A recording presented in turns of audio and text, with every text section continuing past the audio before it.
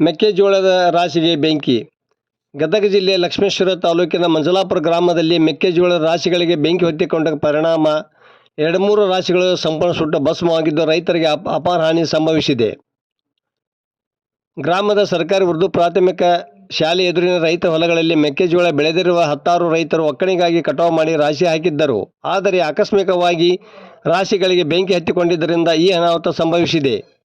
ರೈತ ಸಿರಾಜುದ್ದೀನ್ ಹೊಸಮನಿ ಅವರಿಗೆ ಸೇರಿದ ಮೆಕ್ಕೆಜೋಳದ ರಾಶಿಗೆ ಬಹಳಷ್ಟು ಹಾನಿ ಉಂಟಾಗಿದೆ. ಸುದ್ದಿ ತಿಳಿಯುತ್ತಲೇ ಅಗ್ನಿಶಾಮಕ ಸಿಬ್ಬಂದಿ ಧಾವಿಸಿ ಬೆಂಕಿ ನಂದಿಸಿದರು.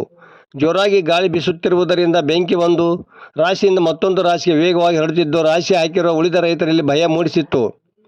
ತಹಸೀಲ್ದಾರ್ ಎಂ ಧನಂಜಯ ಅವರು ವಿಷಯ ಗೊತ್ತಾಗುತ್ತಿದ್ದಂತೆ ಸ್ಥಳಕ್ಕೆ ಧಾವಿಸಿ ಪರಿಶೀಲನೆ ನಡೆಸಿದರು.